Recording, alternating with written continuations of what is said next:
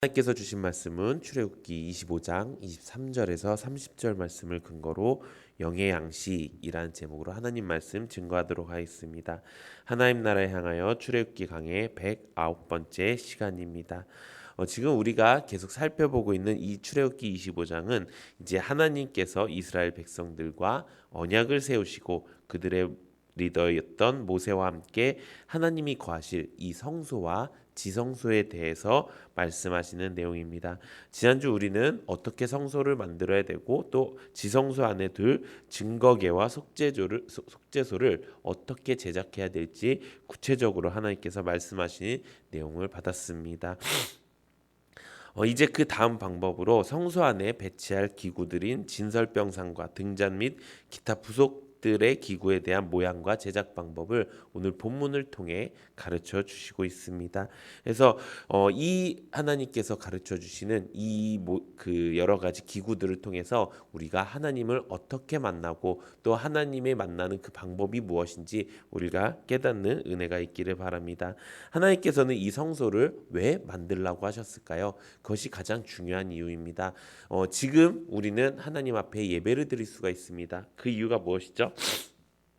이때는 하나님과 이 백성들의 그 규례와 율례가 있었습니다. 그리고 그 제사의 방법이 있었습니다. 그런데 예수님께서 이 땅에 오심으로 해서 그 모든 율례들을 다 무너뜨리시고 또 완벽하게 세우심으로 말미암아 우리가 하나님과 함께 하나님께 예배드릴 수 있는 존재가 되었고 그런 공간을 만들어 주셨고 그런 의미를 우리에게 그럴 수 있는 조건을 우리에게 허락해 주셨다는 것입니다.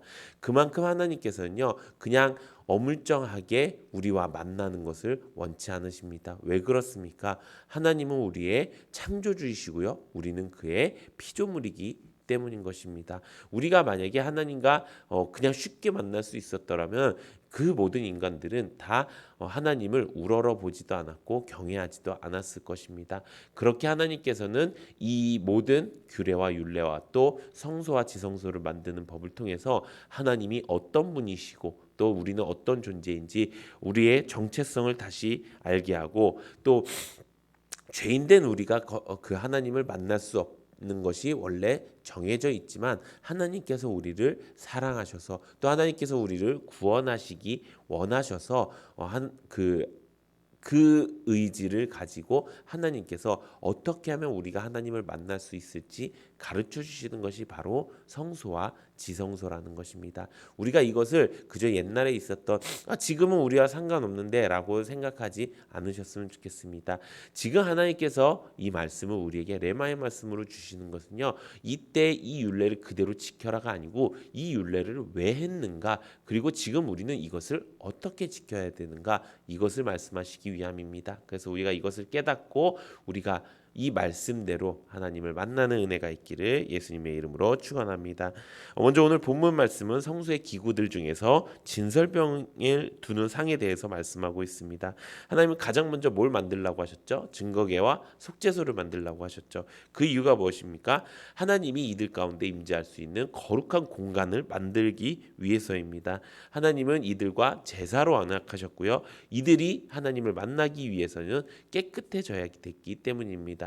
그래서 실제로 하나님과 만나지 않았지만 이 대제사장의 중재를 통해서 하나님을 만날 수 있게 되는 그 기본적인 그 가장 중요한 가치가 바로 증거궤와 속죄소였습니다.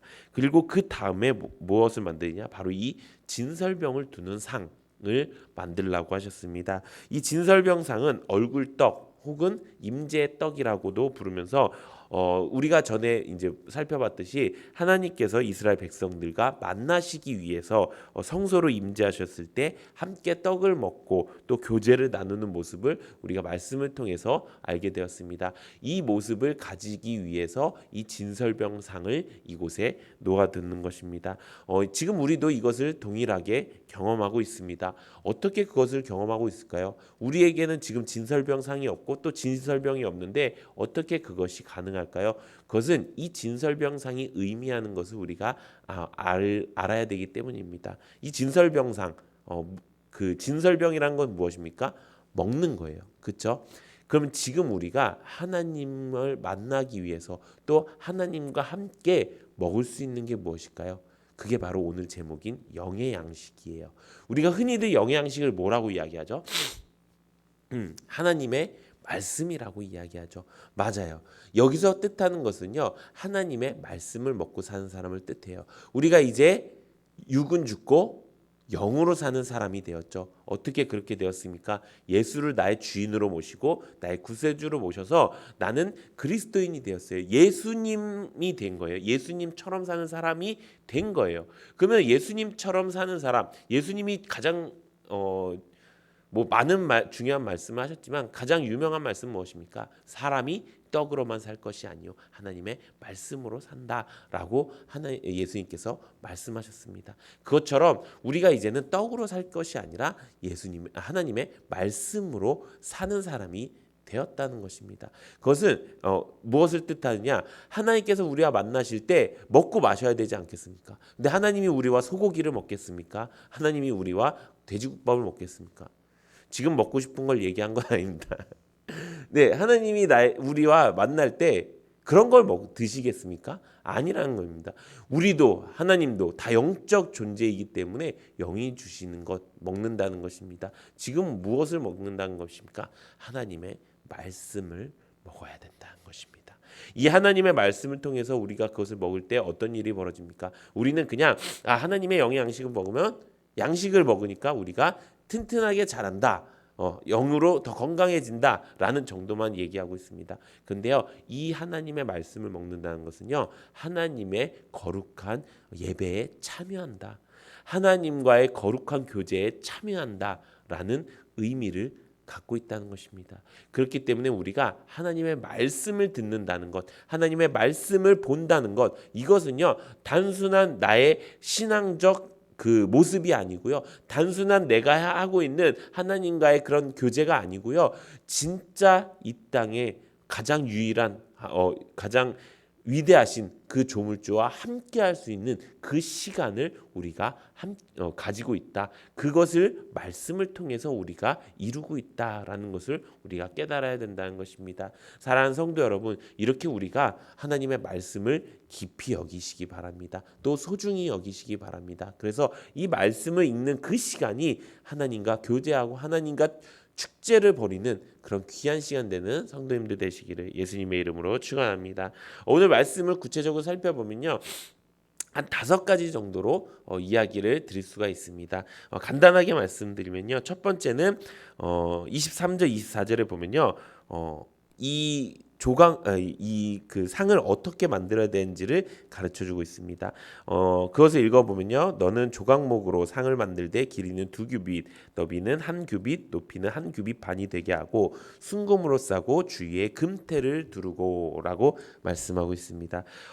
이 진설병상은 하나님의 조각목 아카시아 나무로 만든 상이라고 합니다. 그 아카시아 나무는 잘 부식되지도 않고 가볍기 때문에 이 상을 만들기에 좋습니다. 아니, 상을 두려면 꼭 가벼운 게 중요한 건가? 부식되는 건 둘째 쳐도 가벼운 게 중요한 건가 하는데, 이것은 이제 나중에 말씀드릴 내용이고요. 이렇게 하나님께서 정해주신 그 조각목을 가지고 이제 그 나무로 상을 만들어서 정금으로 싸고 금테를 둘렀습니다. 그리고 그 위에 3가지 덮개로 뒀습니다. 이거는 해달 가죽과 홍색 보자기, 청색 보자기를 담는다고 민수기서에 기록되어 있는데요. 이것은 증거계와 동일한 방법으로 이렇게 보관하고 또 옮기는 방법이 그 증거계와 똑같다는 것입니다. 증거계는 어디에 있죠? 지성소에 있죠. 그만큼 거룩하고 그만큼 보통 사람들이 볼 수 없는 거예요. 근데 이 진설병도 동일한 방법으로 만들었다는 거예요. 그 말씀은 무엇을 뜻하는 것입니까? 이 하나님의 말씀이라는 것은, 이 영의 양식이라는 것은 하나님이 임재하신 것과 같다는 것입니다. 지금 우리는 하나님의 임재하심을 볼 수가 있습니까?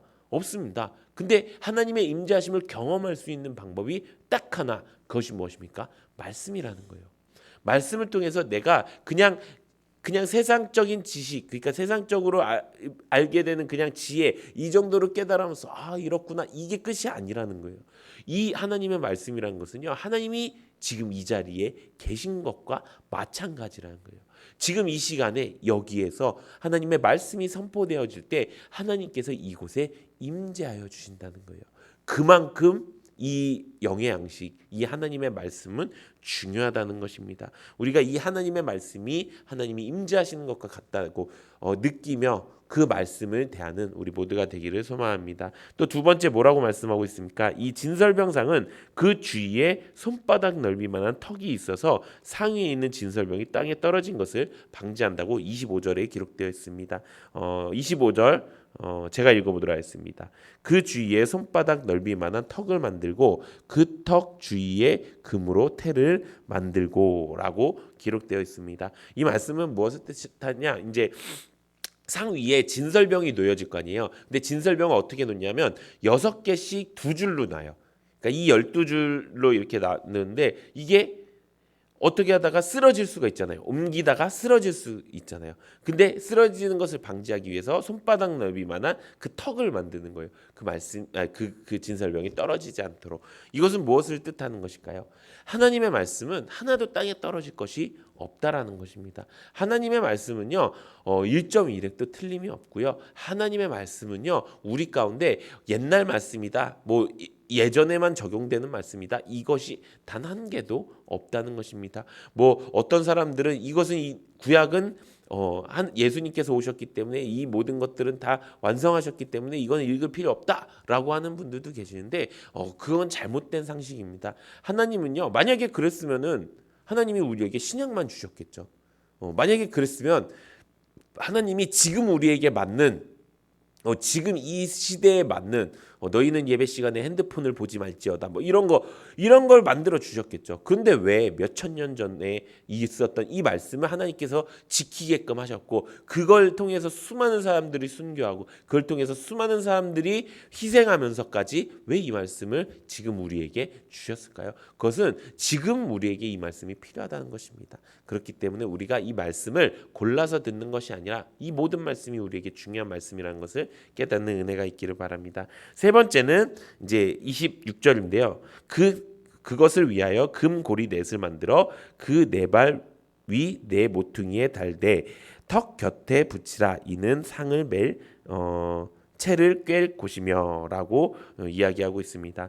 상에 금고리 4개를 달아서 그 고리에 채를 꿰어서 운반할 수 있게 하는 것입니다. 이 상을 안전하게 운반할 수 있게 하기 위해서 그것을 만들라는 거예요. 아니, 이제 상을 만들 수 있어요. 근데 그것을 조심히 옮기면 되잖아요. 근데 그걸 꼭 고리를 만들어 갖고 딱 채를 만들어 갖고 이렇게 완벽하게 딱 들어 갖고 딱 옮기게끔 하나님이 만드신다는 거예요. 이건 뭐를 뜻하는 것일까요? 이것은 성도가 가는 길, 하나님의 그리스도인이 가는 길에는요, 그 말씀이 빠질 수가 없다는 거예요. 이것을 말씀이 하나도 떨어지지 않고 그 말씀 그대로 안전하게 옮겨질 수 있도록, 그 성도가 가는 어느 길, 교회에서만 그 하나님을 믿는 사람들 사이에서만 하나님의 말씀이 적용되는 것이 아니라 내 삶 모든 곳에서 그 말씀이 옮겨져서 들려지고 또 옮겨져서 그곳이 하나님을 만나는 곳이 될 수 있도록 만드시겠다라는 하나님의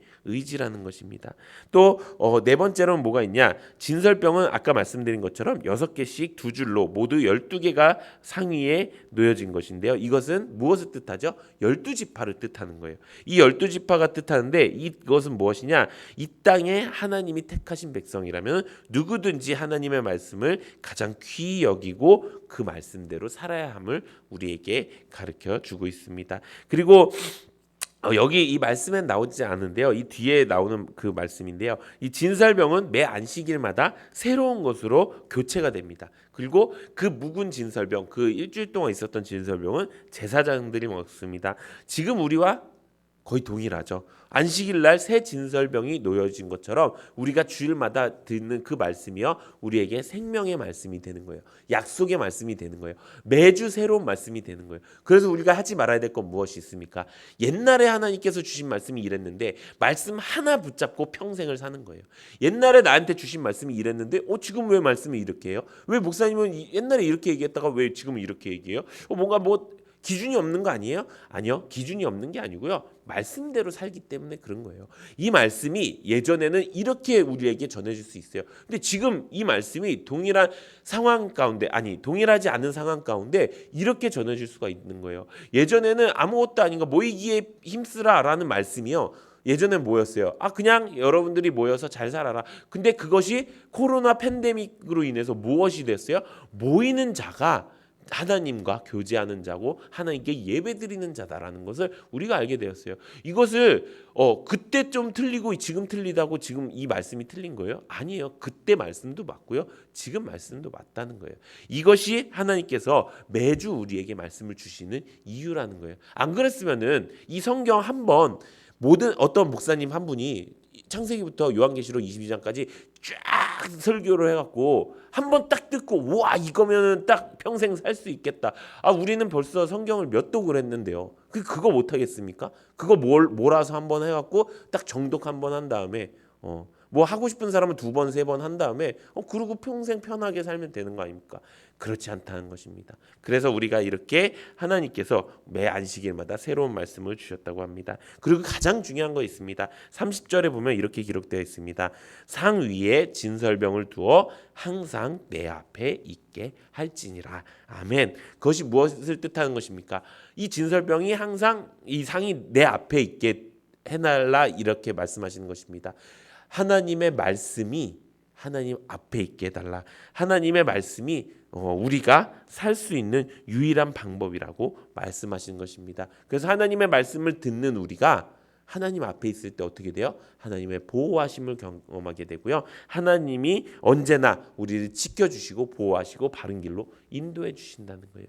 이 진설병상이 솔직히 이제 그 성소에 대해서 우리가 알게 되면은 이제 좀 그냥 제사장들이 좀 먹는 거 그래갖고 약간 다른 것들보다는 조금 이렇게 덜 중요하게 여겨질 수가 있어요. 근데 어쩌면은 이 진설병상이 가장 우리 신앙 가운데 필요한 가장 중요한 성소의 기구 중에 하나가 아닐까 생각합니다. 그래서 우리가 이제 다음에는 금조 때도 보고 여러 가지 볼 건데요. 등잔도 보고 여러 가지 볼 건데요. 이 말씀을 기억했으면 좋겠습니다. 우리가 하나님을 만나기 위한 가장 중요한 그것은 하나님의 말씀대로 살고 또 그 말씀을 먹는 삶이구나. 그래서 우리가 이것을 깨닫고 우리가 평생토록 하나님의 말씀을 잊지 않고 살아가는 또 우리 성도님들 되시기를 예수님의 이름으로 축원합니다. 이 시간 기도